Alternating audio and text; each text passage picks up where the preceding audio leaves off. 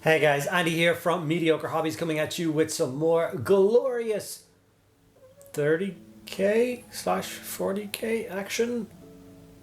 Sure.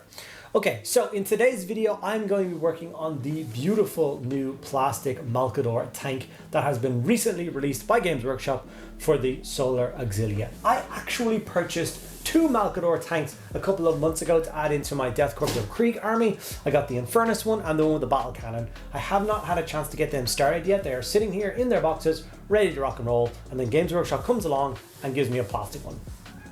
Absolutely love this. Now, the 30k community in Ireland is practically non-existent. I know I will get some comments on that saying that's not true, there's a bunch of people that play it. I know there are people that do play it, but it is a very small community, and it's not something I particularly tend on jumping in on myself. I don't think I want to go through the stress of trying to find people to play or building an army for a game that I'm only going to play very often. So I'm going to use this opportunity to take this thing, which is supposed to be for the Solar Auxilia, and paint it up for my Cadians. My new Cadian force currently stands at only having a Rogel Dorn and 4 Sentinels in it, so it's very light on the armor side of things, so I think a beautiful new plastic Malcador will add to it nicely. In this one I won't be using any airbrush or anything like that, it's just traditional brush painting. I will be using the Artis Opus stippling brushes or dry brushes, absolutely amazing things. Before I get to the video, I'm going to get all the spiel out of the way of how you can support me and help me keep the channel going. I know this is not everyone's favorite part of a video, but it is very important for us to keep the lights on and the cameras rolling to go through these bits and pieces. So very quickly, Patreon is of course the most important one and the one that really does help us out the most. If you're interested in getting involved with that, there are links in the description below. You get access to a private Discord server. You get an extra vlog style video every single day from me posted up on there. And we will soon be moving over to doing monthly giveaways over on my Patreon. So we've got some pretty nice things to be giving away to you guys each and every month. The next way is things like affiliate links. So for instance, I'm affiliated with Element Games in England. So if you are curious about those guys, there's links down below. If you want to buy Games Workshop stuff or lots of other products at 15% discount, you can do that using my link below. You get charged not a cent more, but I get a nice little kickback from them. So if you like the look of this tank, you want to buy it for yourself, maybe go grab it from those guys instead. Okay guys, without further ado, let's get stuck in on painting this Malcador tank. So this is the Solar Auxilia Malcador heavy tank. Now they have branded it of course as Solar Auxilia, but it is perfectly capable of being fielded in the 41st millennium as part of the Astra Militarum. Up until this was released, it was literally marketed on Forge World as just an Astra Militarum tank. I have constructed it. I've used the Vanquisher cannon. It's really hard for me to turn down a Vanquisher cannon. I love them. I think it looks so cool. Obviously all of the parts can move, the cannon itself, the sponsons and stuff, but I don't generally like things to be moving too much on my miniatures, especially as it goes the painting thing. If I'm going to be building up a couple layers of paint on the hull and then having the turret mount move and exposed bare plastic, that drives me insane. So I did add some super glue to the joints, fix the cannon into positions that I wanted to, and then after that I sprayed it black. So the parts no longer move. I also got all the bits that I wanted to paint separately. So the fuel barrel, the demolisher cannon on the front, the sponson and las cannons, and the Cadian commander from the Cadian upgrade sprue. I built him when I did a video on the Cadian thing, but he did not have a tank up until now. Originally I was just going to do a second Rogel Dorn. I'm still on the hunt for a second Rogel Dorn to add into this force, and I will probably look for another one of these commanders to put in him, but I thought this tank was a pretty good fit for him. So that's what I decided to do. Now, a lot of you guys, when I did the video for the heavy transport for the Solar Auxilia, asked me if I could do a video just using brushes, no airbrushes. So of course, my wish is your command. So that's what I will do with today's video. It will be just stippling and dry brushing and a bit of layering and stuff to get a really nice tank result. So the first one we did is the Castalian green paint, which is a really nice dark kind of drab browny green paint. It's a really nice starting point. You can see that I am using the Artis Opus dry brushes to stipple with. These are by far my favorite brushes to stipple with, and they give fantastic results. I have tried a couple of different brands, but I find the bristles to be either too soft or too stiff. Like Goldilocks, these ones for me are just right. They're also for sale on the Element Games website, so if you guys want to check them out, there will be linked in the description below, and you can check them out for yourself if you want to pick them up. So what I'm trying to do is build up tone and texture throughout this paint job. Obviously, you could have just you know, painted on really fast and given this kind of flat coat of green. That is not what we want to do here. I've talked about this through a bunch of different videos. You want texture, you want it to not look like a child's toy, and the best way to do that, I find, is with the stippling technique. So as you can see, I'm stabbing at the miniature. Now I've jumped up to Wah Flesh as the next tone. I will show you kind of a comparison between this side of the tank and the other side of the tank so you can see what each layer is doing to the effect on the hull. But it is something I am very much enjoying. Like I said at the beginning of this video, there isn't really a big 30k scene here in Ireland. So if I had have painted this up to match my Solar Auxilia, it probably would have gone unused for quite a long time. Whereas now if it's painted to match my Cadians, I'm sure it will be used fairly quickly. So there's the first two colors of green on. You can already see all the tones because the black is also showing through as well. We've got a black and two greens. We're going to go in with Lauren Forest now. This is going to be the last color of green that we're going to do. And once again, stippling. Now, each time we stipple, just like as if we were doing a dry brushing stage, stage by stage, we are going to get lighter with the stippling as I go up. You don't want to go for as much coverage as the coat before or the coat before that. This is a technique which is incredibly fast. I mean, if you were in a rush and needed to paint up a couple of tanks for like a tournament or something, using the video that I'm doing here today, this video, you could probably paint between 4 and 6 tanks in a day using this particular technique, which I think is very fast. You can see the different tones now with the Lauren Forest. Everything is looking swish. Now it's time to block in some of the other colors. So we're going to go to Lead Belcher, and then we're going to very carefully start to pick out a couple of details. Obviously, there's a little bit too much green on it for now.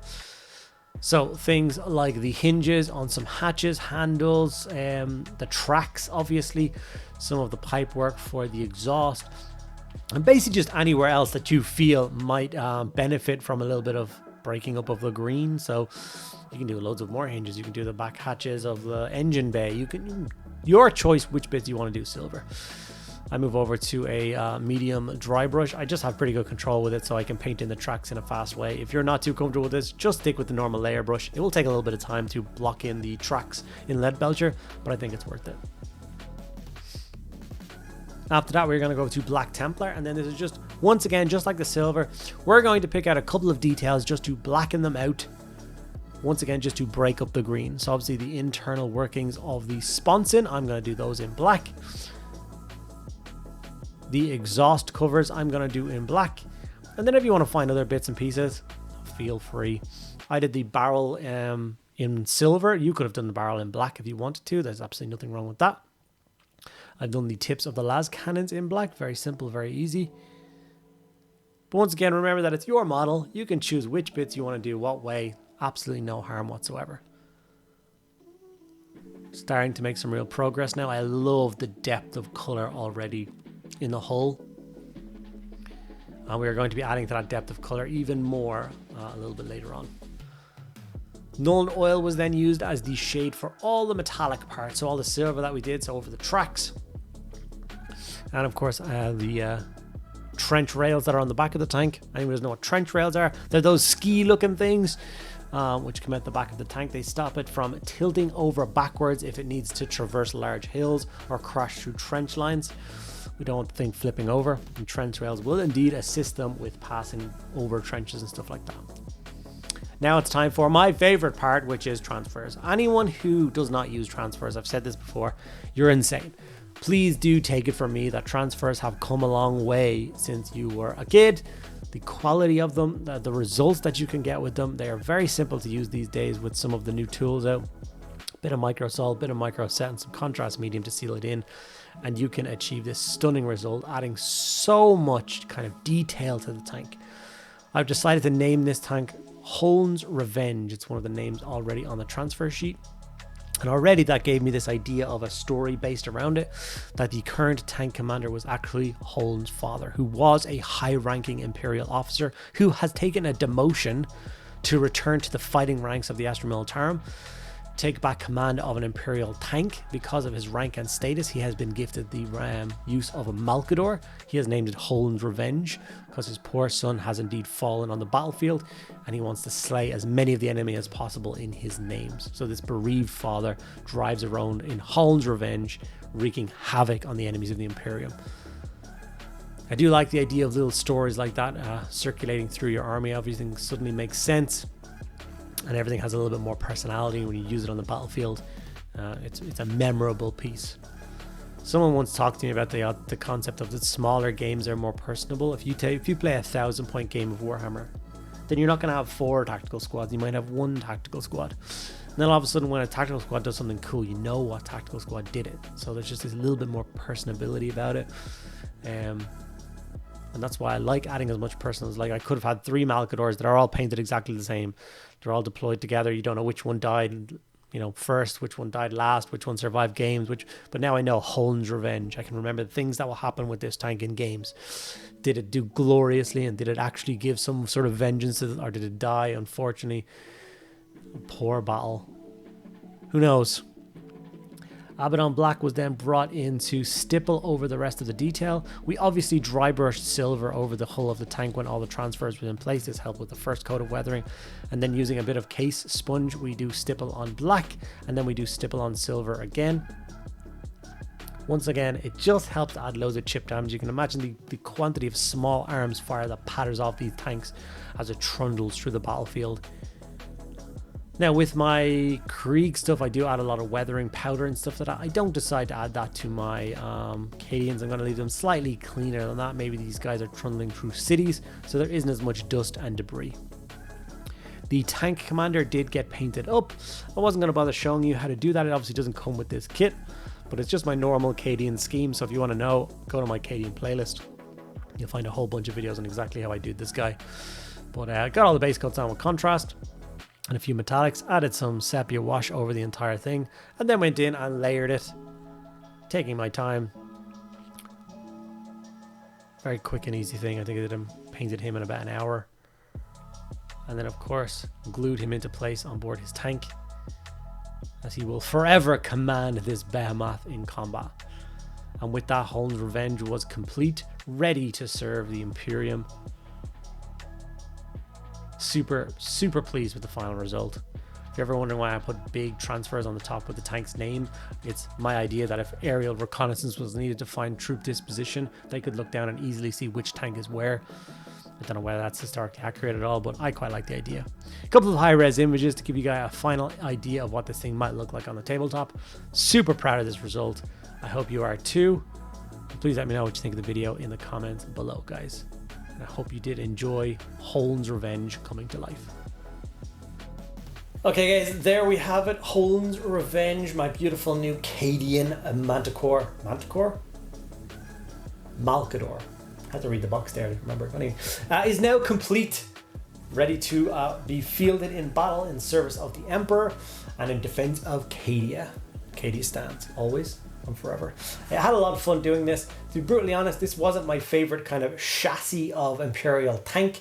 I know I did buy 2 forged ones, but that's just a collector need in me. I got all the other guard resin tanks out of the way, and it was time to move on to the Malcadors, and that's what I was getting through with this. But now that I've got one painted up, I really like the look of it. Like I said, these resin ones were intended to join my Krieg army. Now my Krieg army is massive as it is, and there's over 20 pieces of armor in it. So perhaps these 2 resin ones will make their way into my Cadians, or maybe they will end up my Krieg. You let me know which one you'd like to see them in. Maybe one for one and one for the other. I don't know. So if you did enjoy this video, make sure you give it a like. Ask me any questions you want in the comments below. I will get through absolutely all of them and get back to you as soon as possible. And if you want to help the channel as well, make sure that you do subscribe. Subscribing really is a big part of the channel growth and help me get to those higher numbers. We will be doing a giveaway this year for an Imperial Titan, depending on how many subscribers I get to by the end of the year. If I do manage to hit the magic number of 100,000 by the end of this year, which is a big ask, I will give away a Warlord Titan. Okay guys, thank you so much for watching to the end of the video. I'll see you in the next one.